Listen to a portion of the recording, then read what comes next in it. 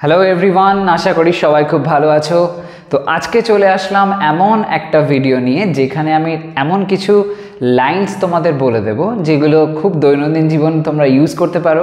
ভীষণই সহজ সরল সিম্পল কিছু লাইনস, খুব এমন কিছু জটিল কমপ্লেক্স আর কি ম্যাটার কিছুই আজকে আমি ডিসকাস করছি না। একদম সিম্পল ম্যাটার যেগুলো আমরা দৈনন্দিন জীবনে ইংলিশে কথা বলায় ফ্লুয়েন্সি আনার জন্য এই কিছু কিছু লাইনস ইংলিশে বলতে পারি। এমন কিছু লাইনসের ঠিক কেমনভাবে বললে আমরা সেই লাইনগুলোকে স্মার্টলি সাউন্ড করতে পারি, এই তেমন কিছু লাইনসের আর কি ডিসকাশন নিয়ে আমি এখানে আসলাম।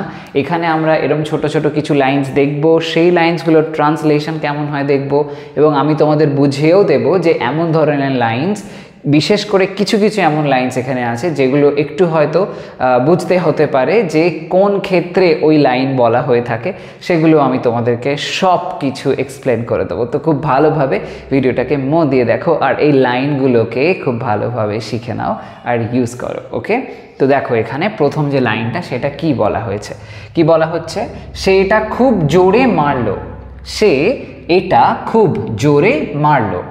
এই যে কথাটা, এটা আমি অ্যাকচুয়ালি যে পয়েন্ট অফ ভিউ থেকে লিখেছি, যখন আমি যখন এটা লিখছিলাম তখন সামনে আইপিএলের ম্যাচ চলছিল। তো সেই কনসেপ্ট থেকে যে ম্যাচে দেখবে অনেক সময় কেউ খুব জোরে একটা 6 মারলো বা 4 মারলো, বলটা খুব মানে স্পিডে আর কি বেরিয়ে গেল, একদম বলতে পারো যেন লাইটের মতন স্পিডে বেরিয়ে গেল। এই যে সেন্সটা, যে এরম ধরনের কথা যখন বলা হয় যেখানে যে এই সে এটা খুব জোরে মারলো এমন একটা সেন্সে বলতে চাও, সেক্ষেত্রে বলতে পারো he smashed it hard. Okay, he smashed it hard. এগুলো একটু মনে রাখতে হবে। এই যে জোরে মারা, মারা সেন্সে স্ম্যাশ শব্দটা ব্যবহার করা হলো, সেই স্ম্যাশ সেটার পাস্ট ফর্ম করা হলো, কারণ বলা হয়েছে মারলো, করলো, খেলো, গেল এমন সেন্স, তাহলে পাস্ট, সিম্পল পাস্ট, তাই জন্য স্ম্যাশ হয়ে গেল স্ম্যাশড। হি স্ম্যাশড, এটা মারলো তো ইট, স্ম্যাশড ইট, খুব জোরে ভেরি হার্ড বলতে পারো, এমনি শুধু হার্ড বললেও হবে। He smashed it very hard. Okay, very hard, যদি ভেরিটা নাও বলতে চাও তাও চলবে, হি স্ম্যাশড ইট হার্ড এমনও। ওকে, বা হি স্ম্যাশড ইট ভেরি হার্ড। আচ্ছা, নেক্সট ওয়ান, তুমি একটু বেশি ভদ্রতা দেখাচ্ছ, তুমি একটু বেশি ভদ্রতা দেখাচ্ছ। এই যে কথাটা, এরম ধরনের কথা আমরা এরম সেন্সে বলি। দেখা গেল তোমার বন্ধু হয়তো তোমার বাড়িতে বেড়াতে এসছে, এবার সে তোমার বাড়িতে বেড়াতে এসে তুমি যেটা তাকে বলছো সে সমস্ত কিছুতে একটু খুব বেশি ভদ্রভাবে কথা বলছে, যেহেতু মানে লজ্জা পাচ্ছে এক কথায় বলতে গেলে, তখন সেক্ষেত্রে আমরা বলি না, যেহেতু তোর নিজের বাড়ি, এত বেশি ভদ্রতা ভাব দেখানোর কি আছে। এরম সেন্সে আমরা কিন্তু এই ধরনের কথা বলে থাকি, তুমি একটু বেশি ভদ্রতা দেখাচ্ছ, এত ভাবতে হবে না, এরম সেন্সে। সেক্ষেত্রে কি বলা যায়, এখানে দেখো যে টেন্সটা আছে সেটা কি আছে, দেখো লাইনটা বলা হচ্ছে দেখাচ্ছ, তার মানে কি এখন দেখাচ্ছ, সেটাই তো, তার মানে লাইনটা এখন চলছে এমন সেন্স বোঝাচ্ছে। তাহলে সেই কনসেপ্ট থেকে যদি বোঝার চেষ্টা করি তাহলে প্রেজেন্ট কন্টিনিউয়াস টেন্সে লাইনটা আমরা লিখবো। ওকে, চলো ট্রাই করা যাক। তুমি একটু বেশি ভদ্রতা দেখাচ্ছ, তো তুমি আমরা লিখবো ইউ। ইউ লেখার পরে যেহেতু প্রেজেন্ট কন্টিনিউয়াস টেন্স, তাই জন্য ইউ এর পরে লিখতে হবে আর, লিখব ইউ আর। এখানে দেখাচ্ছ সেন্সটা শো শব্দটার মাধ্যমে আমরা দেখানো কথাটা ব্যবহার করে থাকি, মানে যখন বলি বাংলায় কিছু দেখানো তখন ইংলিশে হয়ে যায় শো, বাট এখানে আমরা সেসব কিছুই ইউজ করব না, একদম সিম্পলি একটু অন্যভাবে এটা আমরা বলবো। কেমনভাবে, এই যে ভদ্রতা দেখাচ্ছে তার মানে সে ভদ্রভাবে বিহেভ করছে, এই সেন্সে আমরা বি ভার্বকে ব্যবহার করতে পারি। বি তার সাথে আইএনজি জুড়ে দিতে হবে, হয়ে যাবে you are being. You are being মানে এখানে ও যে হচ্ছে, কি হচ্ছে, ভদ্রতা ভাবটা শো করছে বা ভদ্র হচ্ছে, এরম একটা সেন্স। এই অর্থে ইউ আর বিইং, বেশি একটু বেশি, তার মানে too, T double O. Okay, T double O, you are being too, ভদ্র সেন্সে polite, you are being too polite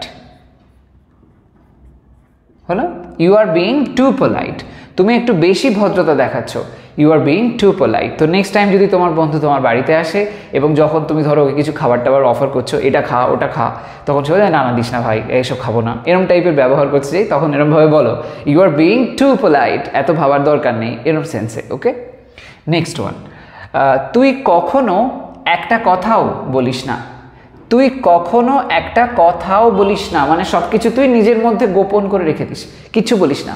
কোনো একটা ঘটনা জানতে পেরেছিস তবুও তুই কাউকে বলিস না, এরকম সেন্সে একটা কথাও তুই বলিস না। কিভাবে বলা যায় দেখো, লাইনটা যেটা বলা হয়েছে তুই কখনো বলিস না বলা হচ্ছে যেহেতু, তার মানে এটা সিম্পল প্রেজেন্ট টেন্স, ও সবসময় এরমই করে, সবসময় কিছু জানতে পারলেও বলে না। তো সিম্পল প্রেজেন্ট যেহেতু, তাই জন্য সাবজেক্ট V1 অবজেক্ট এই অর্ডারে লিখতে হবে। তো লেখা যাক, প্রথমে আছে তুই, তার মানে হলো ইউ, ইউ।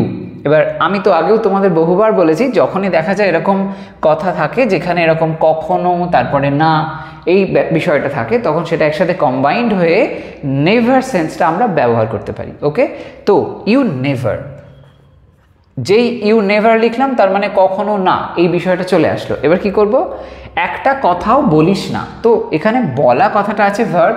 তোমরা জানো যে যখন সেন্টেন্স ট্রান্সলেট করতে হয় প্রথমে সাবজেক্ট লেখার পরে শেষে চলে যেতে হয়, সেখানে যে ভার্বটা আছে সেটা লিখে একটু একটু করে ব্যাকে আসতে হয়। তো শেষের দিকে আছে বলিস কথাটা, তার মানে বলা, ওটা লিখতে হবে। You never say, you never say, তুমি কখনোই বলো না, কি বলো না, একটা কথাও। তো a word, you never say a word. Okay, তুমি কখনো একটা কথা বলো না, এরমভাবে। ওকে, নেক্সট ওয়ানটা, আমার সন্দেহ আছে। যা ঘটনা ঘটলো এ আমি বিশ্বাস করতে পারছি না, আমার সন্দেহ আছে ও এমন কাজ করতে পারে না, এরম একটা ব্যাপার, আমার সন্দেহ আছে।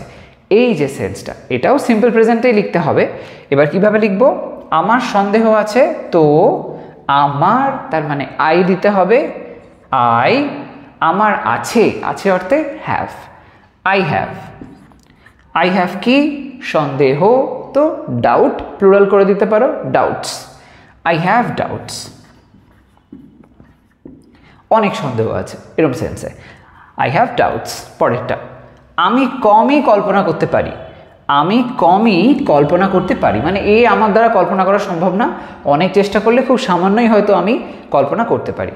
অনেক ক্ষেত্রে দেখবে একটু প্রাচীন সময়ে বলা যেতে পারে একটা শব্দ প্রচলিত ছিল কদাচিৎ, এই যে কথাটা কদাচিৎ, এরম একটা সেন্সে আমরা এই অংশটাকে বুঝতে পারি যে কল্পনা কদাচিৎ আমার দ্বারা এরম হয়, যদিও বাংলায় আজকাল আর আমরা সেরমভাবে বলি না।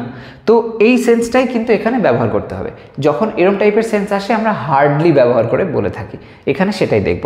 তো আমি কমই কল্পনা করতে পারি, এটা খুব কমন একটা লাইন, দৈনন্দিন জীবনে ইংলিশে অনেক ক্ষেত্রেই এমন কথা বলা হয়। তো সেক্ষেত্রে বলতে হবে যে আমি, তো আই দেব। এবার দেখো বলা হচ্ছে কল্পনা করতে পারি, পারা না পারা অর্থে আমরা ক্যান ব্যবহার করি, তো এখানে লিখতে হবে আই ক্যান, লিখলাম। এবার আমি কি বললাম, হার্ডলি ব্যবহার করতে হবে এই যে কমই সেন্সটা বোঝানোর জন্য। তো I can hardly, I can hardly কল্পনা করা মানে হলো imagine, I can hardly imagine. কারোর হয়তো কিছু একটা সমস্যা হয়েছে, খুব প্রবলেমের মধ্যে দিয়ে তাকে যেতে হয়েছে, সে তোমায় গল্পটা বলছে, বাট তুমি বুঝতে পারছো তার খুব কষ্ট হয়েছে, অনেক সমস্যা সে ফেস করেছে, কিন্তু তোমার পক্ষে পুরোটা ইম্যাজিন করা পসিবলও নয়, এমন সেন্সে তুমি তখন এরমভাবে বলতে পারো, আমি জানি তোর খুব সমস্যা হয়েছে, তুই খুব কষ্ট সহ্য করেছিস, আই ক্যান হার্ডলি ইম্যাজিন, এরমভাবে। ওকে, তো এই লাইনটাকে ডেফিনেটলি পুশ করে দাও। নেক্সট ওয়ান, আমায় ভুল ভেবো না। ওকে, আমায় ভুল ভেবো না, এই যে কথাটা বলা হচ্ছে এটার ক্ষেত্রে কিভাবে বলা যায়, এটাও দেখো সিম্পল প্রেজেন্টের প্রসেসেই বলা হতে পারে। তো সেই সেন্সে আমরা লিখব, তো আমায় ভুল ভেবো না, কিন্তু এখানে যে প্রসেসটা অ্যাকচুয়ালি সেটা না, এটা দেখো একটা ইনস্ট্রাকশনের ব্যাপার আসছে যে এটা করো না, তুমি এরমভাবে তুমি কাজটা করো না, ইনস্ট্রাকশন যেহেতু দিচ্ছে তাহলে হয়ে যাচ্ছে এটা ইম্পারেটিভ সেন্টেন্স। আর ইম্পারেটিভ মানেই হচ্ছে গিয়ে সেই ডোন্ট বা ডু এরম ধরনের একটা কনসেপ্ট। তো ভেবো না বলা হচ্ছে, তার মানে ডোন্ট হবে। তো সেরমভাবে আমরা লিখব, লেখা যাক আমায় ভুল ভেবো না, ডোন্ট, ডোন্ট ভুল ভেবো না, don't take me, don't take me wrong. Okay, আমায় ভুল ভেবো না আমরা এরমভাবে বলতে পারি, ডোন্ট টেক মি রং। এবার ধরো এরকম হলো যে এখানে তুমি হয়তো এরম বলতে চাইছো যে আমায় ভুলভাবে নিও না, এরম একটা কথা যে আমায় ভুল ভেবো না, বা বলছো আমায় ভুলভাবে নিও না, এমন সেন্সে শুধুমাত্র যে ডোন্ট টেক মি রং এরমই বলতে হবে এমন কোনো কথা নেই। তোমরা ডোন্ট গেট মি রং এটাও বলতে পারো, যদি টেকের জায়গায় এখানে তোমরা গেট ব্যবহার করো, ডোন্ট গেট মি রং তাহলেও কিন্তু হবে, ডোন্ট গেট মি রং, আমাকে ভুলভাবে নিও না বা আমার কথা ভুলভাবে বুঝো না, ইত্যাদি ইত্যাদি সেন্সে। ওকে, নেক্সট ওয়ানটা দেখো, আমার অনুমান এটা তুমি। আমার অনুমান এটা তুমি, কোনো একটা ঘটনা ঘটেছে, তো সেই সময় তুমি একরকম গেস ওয়ার্ক চালাচ্ছ, গেস করে বলছো যে এই ঘটনার পিছনে মনে হয় তুমি আছো, তো এরকম সেন্সে আমার অনুমান এটা তুমি কিভাবে বলবে? প্রথমে দেখো বলা হচ্ছে আমার অনুমান, এই কথাটা আগে লিখতে হবে, তো সেই সেন্সে আমরা বলতে পারি আমার, তার মানে আই, অনুমান I presume. Okay, presume, I presume, presume করা মানে অনুমান করা। ওকে, কি অনুমান করছি? এটা তুমি, it's you, I presume it's you, আমার অনুমান এটা তুমি। ওকে, নেক্সট ওয়ান, এটা আমার ভাবনার। এটা আমার ভাবনার, তোমার চিন্তার কিছু নেই, এটা আমারই চিন্তার বিষয়, আমারই ভাবনার বিষয়, এরকম সেন্সে কি বলবে? It's my concern, it's my concern. Okay, it's my concern হলো, ইটস মাই কনসার্ন, এটা আমার ভাবনার। নেক্সট ওয়ানটা এসো, মানুষ মানুষের কাজ করে।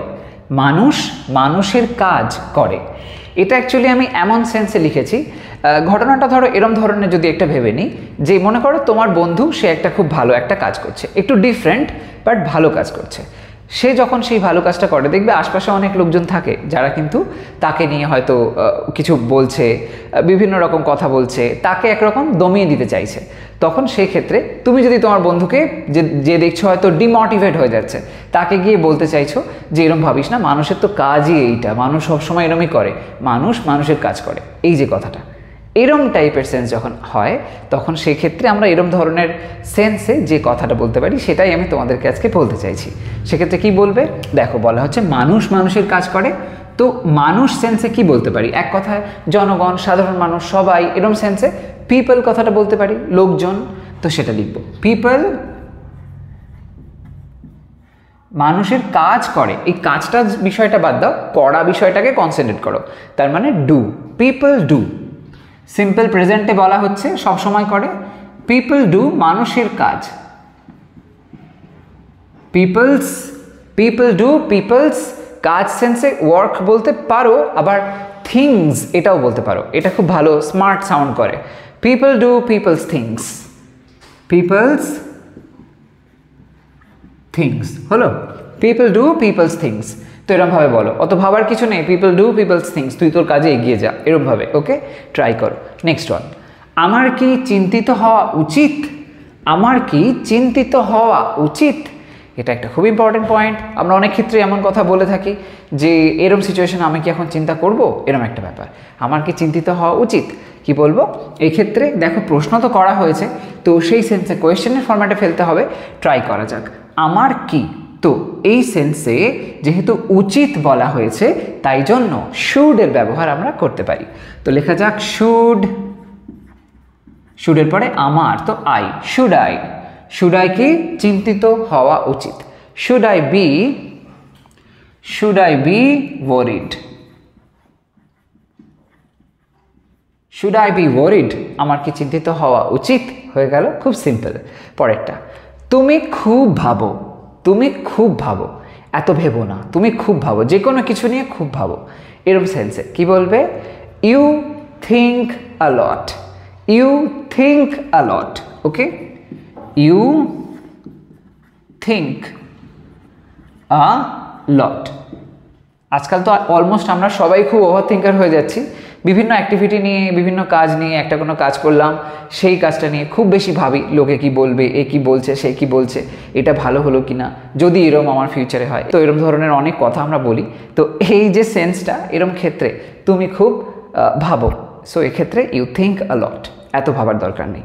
পরেরটা, ওর কোনো স্থিরতা নেই, ওর কোনো স্থিরতা নেই, এটা অ্যাকচুয়ালি আমি এমন সেন্সে লিখেছি, মানে অনেক সিচুয়েশনে এমন আমরা মানুষজন দেখি যারা কিন্তু যে কোনো ঘটনাই হোক না কেন তাতে কি হবে না হবে এসব না ভেবেই সাথে সাথে কমেন্ট করে দিচ্ছে, কিছু না কিছু বলে দিচ্ছে, এবং সবসময় যেন একটা অস্থির ভাব, কোনো জায়গায় চুপ করে বসার ব্যাপার নেই, এরকম একটা সেন্স, যে সবসময় কিছু না কিছুভাবে রিপ্লাই করতে থাকে, এরম ধরনের ম্যাটার যখন আমরা দেখি, মানে বিশেষত আজকাল এই ধরনের লাইন আমরা অনেক ক্ষেত্রে দেখতে পাই। ইনফ্যাক্ট বলতে পারো যে অনেক সোশ্যাল মিডিয়াতে অনেক মিমসে, বিশেষ করে ফেসবুক বা ইনস্টাগ্রাম, সেগুলোতে দেখা যায় যেখানে এরম টাইপের কথা কিছু লেখা থাকে। তো সেটা একটা খুব সিম্পল একটা লাইন, কিন্তু এটা খুব ইউজফুল। তো আমি সেটা তোমাদের বলে দিচ্ছি, এরম ধরনের সেন্সে বলতে পারি।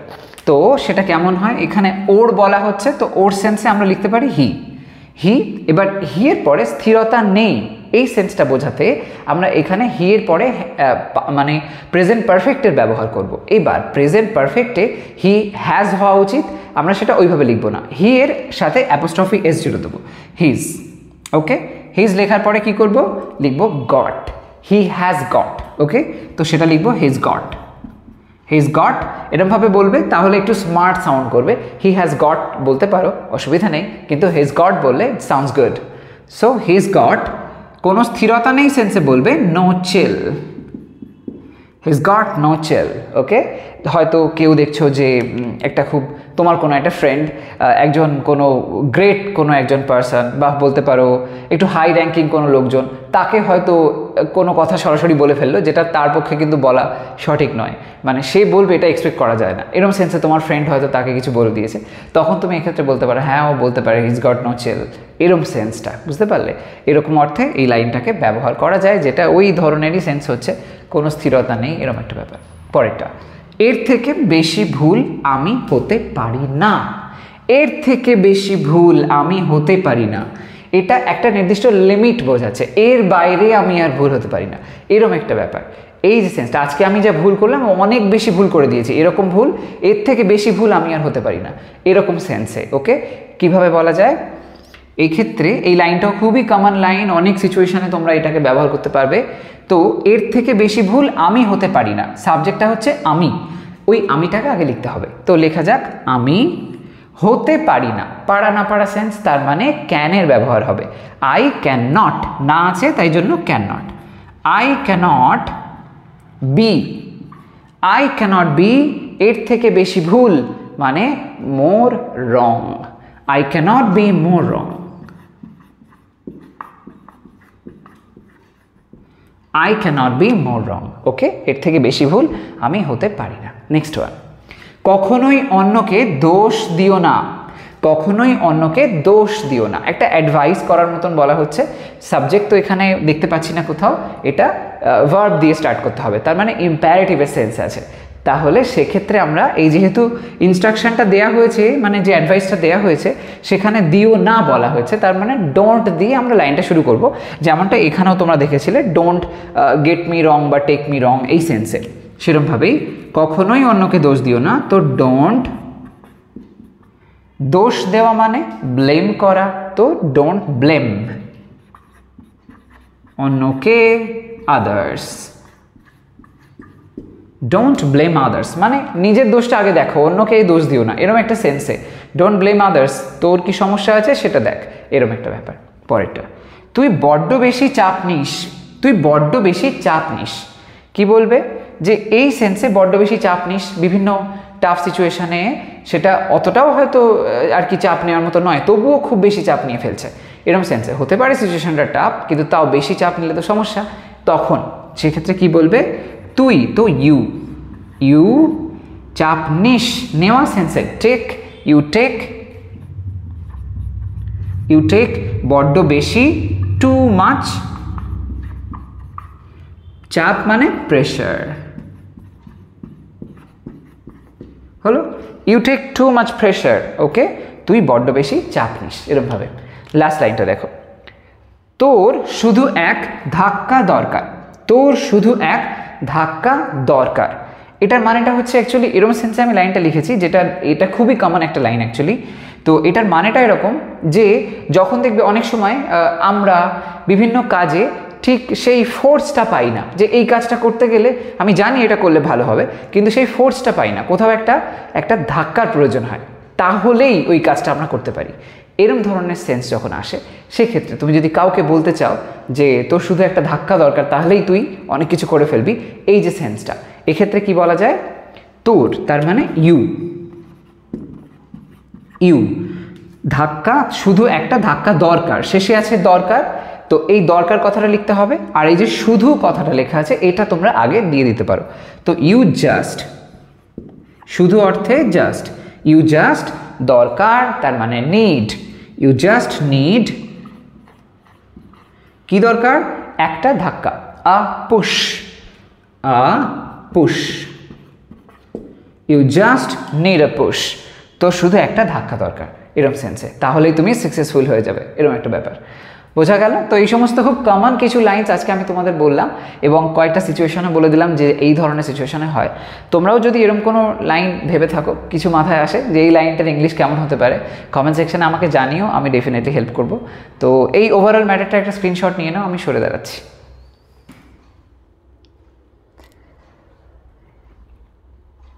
তো আজকের ভিডিও তবে এই পর্যন্তই। আশা করি তোমরা সবাই ভিডিওটার মাধ্যমে একটু হলেও উপকৃত হবে। তো আমাকে কমেন্ট সেকশানে জানিও যে তোমাদের কেমন লাগলো, আর নির্দিষ্ট কোনো বিষয়ের উপরে ভিডিও যদি প্রয়োজন হয়, পার্টিকুলার কোনো ম্যাটার নিয়ে তোমরা জানতে চাও, আমাকে সেটা জানাতে ভুলো না, আমি ডেফিনেটলি সেই ধরনের ভিডিও নিয়ে চলে আসবো। তো আজ তবে আসি, তোমরা সবাই ভালো থাকো, সুস্থ থাকো, বাই।